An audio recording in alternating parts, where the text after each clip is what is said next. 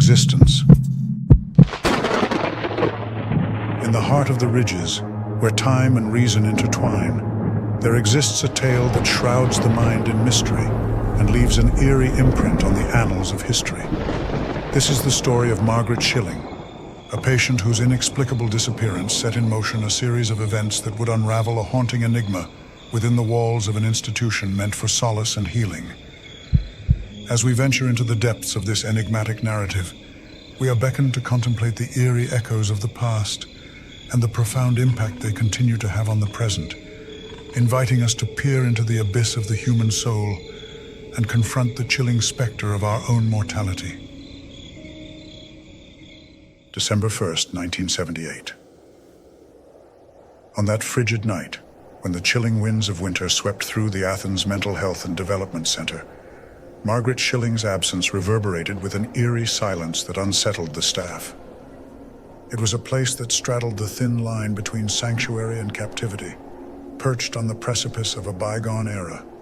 The sprawling 700,000-square-foot institution stood as an enigmatic colossus, shrouded in an aura of both hope and despair. Its imposing presence had dominated the landscape for decades, and within its walls, countless stories of suffering and resilience had unfolded. As the twilight hours descended upon the center, Margaret's failure to appear for her customary dinner check-in set in motion a series of events that would forever haunt those who bore witness to that night. It was a place where protocol and routine reigned supreme, and her absence was not merely a lapse, but a jarring disruption that carried ominous undertones. The staff, experienced in navigating the complex web of mental health care, recognized this as a code brown, a dreaded signal that necessitated immediate and exhaustive action. With a sense of trepidation that hung heavily in the air, the employees of the center embarked on a meticulous search, the gravity of the situation etched into their furrowed brows. The sprawling institution, with its labyrinthine corridors and shadowed alcoves, became the stage for an intricate hunt. Each room, each passage, and every corner were scrutinized in detail as they desperately sought any trace of Margaret Schilling. Despite their unyielding determination and painstaking efforts, she remained an elusive phantom, slipping through their grasp like a wisp of smoke. Days turned into weeks, and Margaret's absence persisted like an unrelenting specter. The staff's initial concern had evolved into a gnawing dread that settled deep within their collective psyche. The passage of time seemed distorted.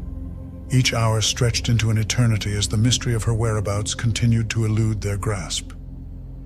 The Athens Mental Health and Development Center, known today as the Ridges, has its origins in the annals of history, dating back to the year 1874. This colossal edifice, constructed of sturdy brick, had become a symbol of both care and confinement. In its heyday, it provided shelter and treatment for over 1,800 patients, each harboring a unique story of tribulation and resilience. Among the earliest residents were veterans of the Civil War, bearing the invisible scars of conflict, and rural women grappling with the Herculean task of raising large families. However, the Ridges would forever be etched in the endless halls of history for more than their sheer size and purpose. It was here that controversial practices, such as lobotomies and electroshock therapy, were employed to treat the mentally afflicted. These methods, once heralded as revolutionary, would later face vehement criticism for their irreversible consequences. For those who met their fate within these hallowed walls, a quiet cemetery lay in wait behind the imposing facade.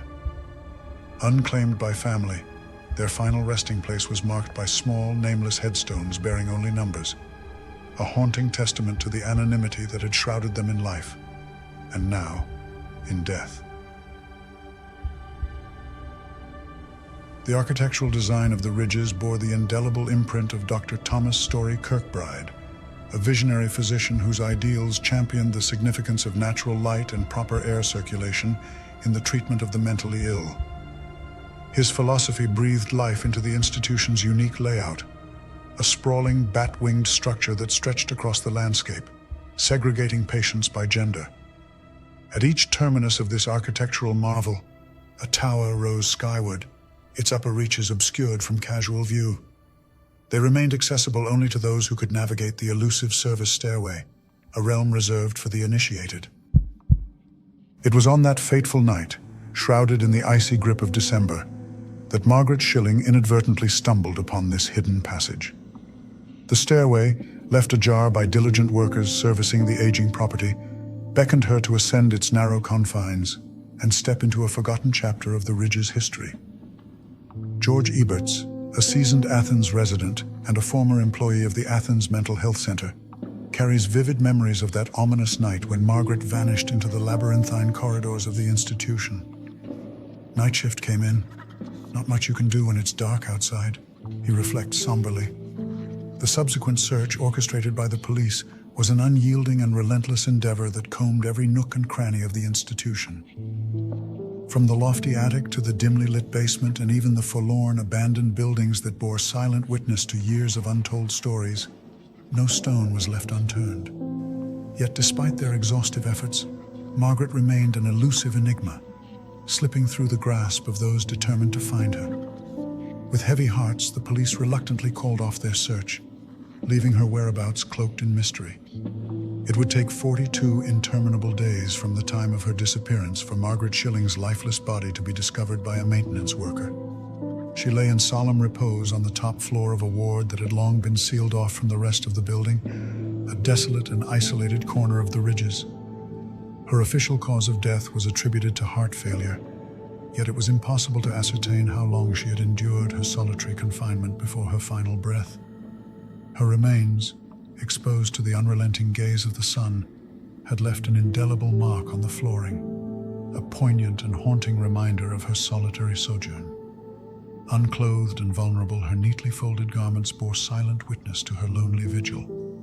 In the lore of Athens, this eerie tableau became known as the Stain, an eerie silhouette of Margaret Schilling's body that remains etched into the very fabric of the Ridges.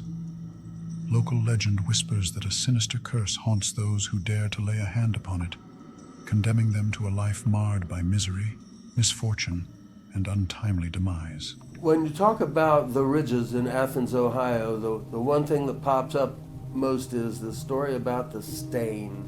It is true that a woman passed away, laid down on the floor in an abandoned part of the attic. Her body wasn't recovered for at least 6 weeks. And when it was, since she had taken all of her clothes off, folded them up neatly on the windowsill, and then laid down on the floor, some people believe intentionally dying of cold, of hypothermia, the body left a stain in the cement. Until we left the Ridges, nobody really knew that that body stain was there. Ohio University took over, and their maintenance people and their engineers and even office workers began to visit the stain. And I knew the first time I laid eyes on it, I got to take pictures of the stain about 5 years after it happened. There was still a lot of detail in the print, as it were. And I remember thinking, man, this is a human body stain of a dead person in a state mental institution, abandoned. Oh God, when the rest of the world finds out this is here, you know, they're going to be lined up down Court Street to see it. I was kind of right.